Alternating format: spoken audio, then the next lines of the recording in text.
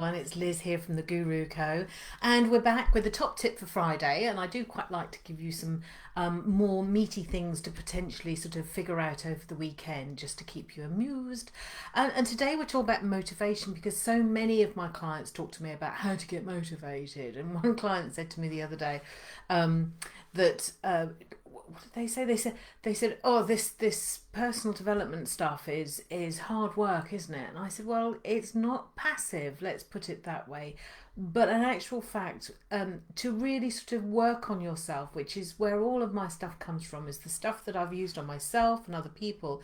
Actually takes. It's about living consciously, and living consciously, I don't think is as hard as living miserably. And that's how I take it. So I'd rather put effort in the front end. So yes, we're talking about self-motivation, and there are so many things that I could share with you, tricks, tips, hacks, whatever you want to call them.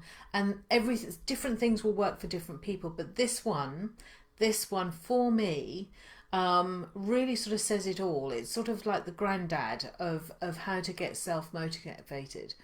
And you'll need a notebook, or if you're outside or you're on the beach or whatever, when you catch this, have a stick, draw something in the sand or the dirt, wherever you are. But we start with identifying what it is and just come up with anything just to practice it, okay? So maybe it's writing a report for work. Maybe it is doing your tax returns for your business. Maybe it is changing the bloody sheets because that's a laborious and horrific job. Whatever it is, find out what it is that you want to work on and put that in the circle, okay? From that circle, I want you to build a sun. So from that circle will be sun rays coming out of it. And depending on how many things you can think about will depend on how many sun rays you have. But I want you to sit back just for a couple of seconds, close your eyes and imagine how it would be literally minutes after you finish that job. How do you feel? You finish that job. It is better. It excels every expectation you could ever want and imagine. And one of the things, and hello, good morning, Stacey. One of the things that really I thought about the other day is that one of my friends, Janine, is making the most amazing sourdough bread.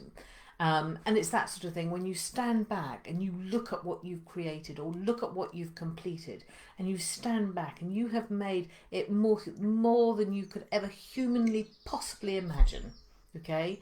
And I want you just to grab every single word that pops up into your mind, okay, of how you feel and attach it to each of those sun rays, okay? And then really think very deeply about what that means to you. So say, for instance, you say, oh, I feel really relieved that it's done. I feel relieved. What does that mean to you? Freedom. Say, for instance, I feel really satisfied. What does that mean? I feel complete. I feel centered. I feel really elated. I feel recognized.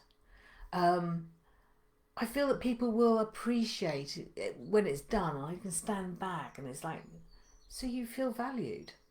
These are the things, you see, if you start with the end in mind and you know how you want to feel, it is far more likely that you are going to put that effort in and you are going to be much more spontaneous.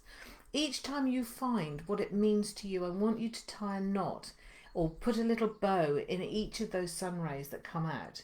It's like a forget-me-not. You know, do you remember when you Granny used to tell you to tie a knot in your handkerchief because it helps you remember?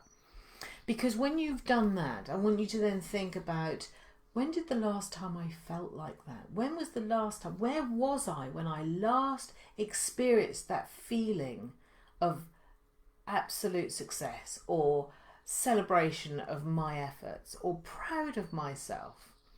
Because you then need to then look at, actually, there are places where I need to go to get that bit of motivation to start me on the right tracks, because your environment will make a difference to your thought processes. This is all mindset, chaps. This is all mindset stuff, and it is vital, and it will have an absolute impact on where you want to go and how you behave.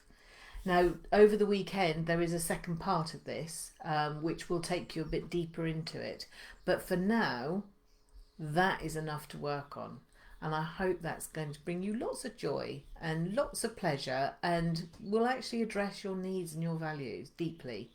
Anyway, I'll see you after the weekend. Thanks very much for joining me, Stacey. I do appreciate it. Anyway, bye bye for now.